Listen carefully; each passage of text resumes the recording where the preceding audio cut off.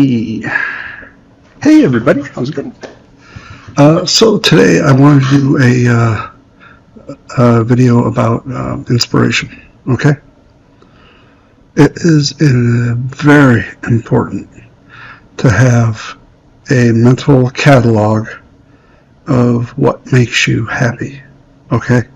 I know this sounds stupid, but trust me, if you're 3 days into a depression and you just can't snap out of it, it's important to get and use those things that are close to you, specifically you, and they will help bring you out of that depression. They will help just overall just snap you out of whatever the fuck you're in. Okay? So for me, I like can't go wrong with some System of a Down. System of a Down Forest. Oh, yeah. I am banging off the fucking walls after the second verse. Serious. Rage Against the Machine. Another good one.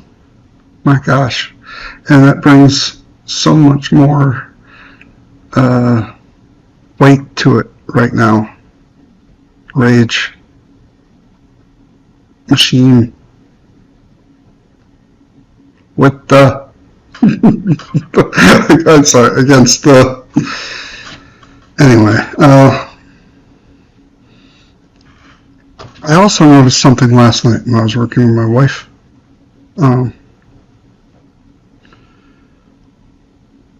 Some people don't know how to look inward. So I wanted to just walk you through that real quick, okay? What I like to do, close your eyes and imagine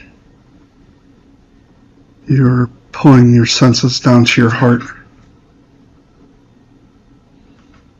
and you're listening. Listen to your heartbeat.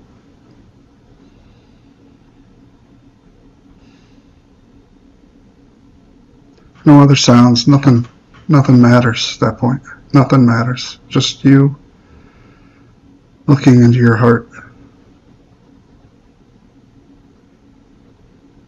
And then start talking. Mentally. Because when you explode outward, it doesn't do a fucking thing. You need to not explode inward, but you need to logically analyze inward. Now, I know I'm saying it, and this can be downright hard for people. Seriously, to get some people to accept responsibility for their own actions, holy shit.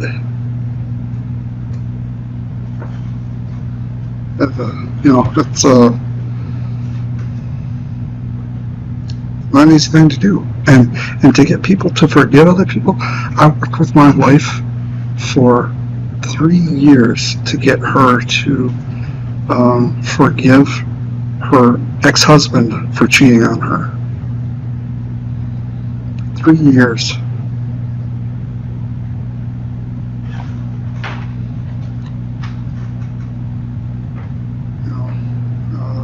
And like I said, some of you are thinking, why do you want her to forgive her husband? He cheated on her. If you're saying that, you didn't watch one of the fucking videos. So, don't skip the line. Go back and watch from the beginning. Second, you have to learn to forgive because they don't know any better. They are locked in a system Some people just go around and round and round and round. They do the same damn things. How many times have you heard cheaters always cheat? Well, yeah. I mean, come on. They do that because it's self-sabotaging behavior. They have something good, but they just throw it away because who knows? It depends on their situations and whatnot, but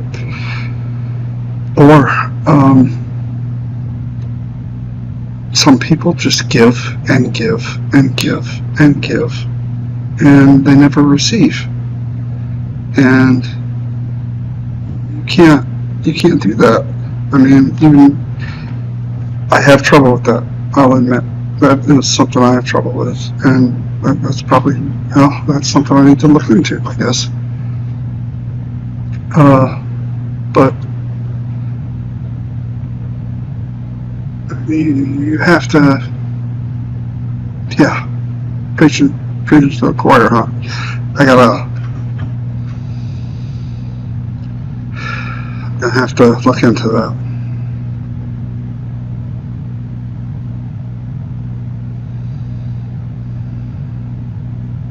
Spitting out all this truth, I gotta deal with it myself. I like to help people. Sometimes I do it. Enough of that, sorry. So we went over inspiration, finding your inspiration, what works for you. And we went over how to look inward. Also, coping mechanisms, coping skills. You should have some coping skills on your palette that you like, hobbies or something to get your mind to work.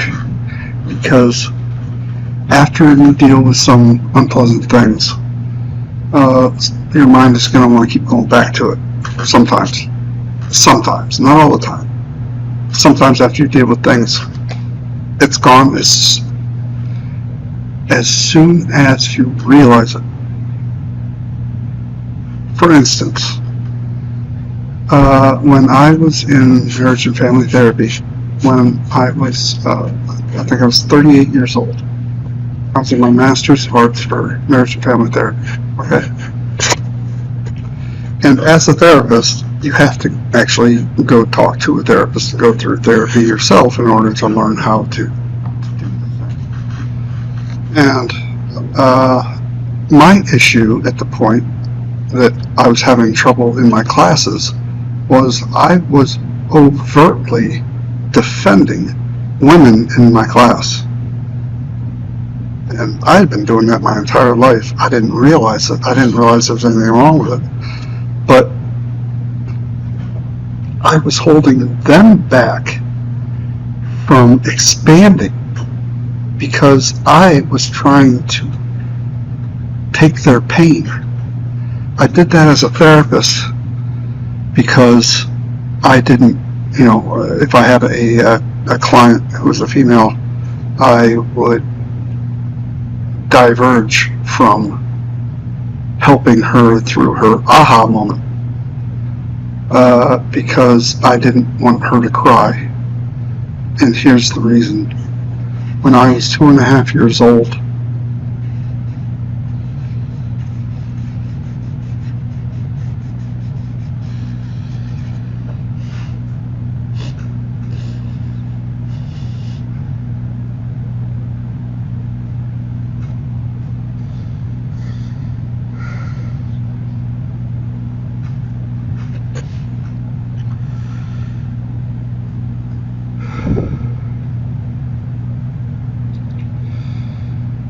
I was 2.5 years old. My father killed himself. Now I know what you're thinking. 2.5 years old, you don't remember shit. Well, from 2.5 years old till the time I was 8, every time I woke up at night, I saw a dead body on the floor. I experienced recurring nightmares until the time I was 38 in these classes I'm telling you about, of which we're going to go over sometime. Recurring dreams. It's very incredible.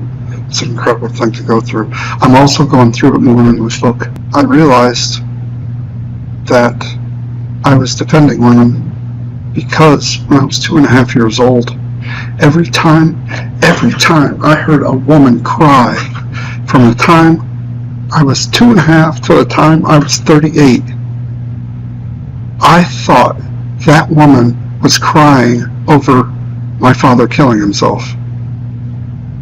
You tell me that didn't affect me somehow. You tell me seeing a dead body on the floor until I was 8 years old didn't affect me somehow. You tell me having recurring nightmares every fucking night until I was 38 didn't affect me somehow.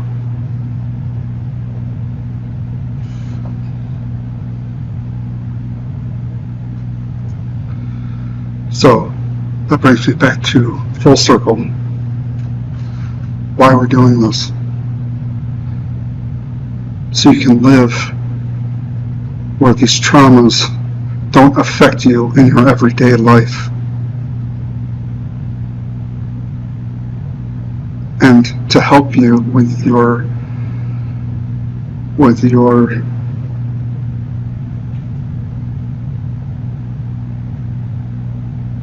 relationships. My daughter, my son do not have the same upbringing I have had. I took care of myself from the time I was 8 till today.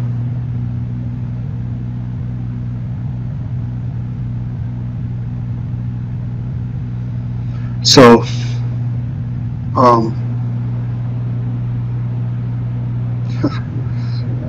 this was a rough video.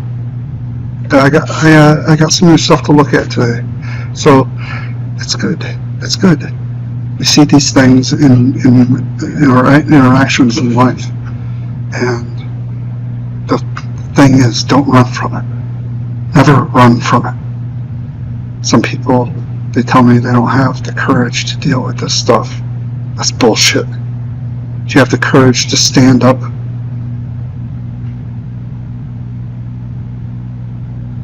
Do you have the courage to eat Wheaties over Fruity Pebbles?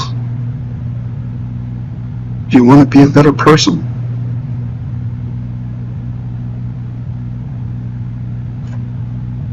There's only one way to do that, buddy. Hurry up, we got a job to do. Have a nice day. Bye.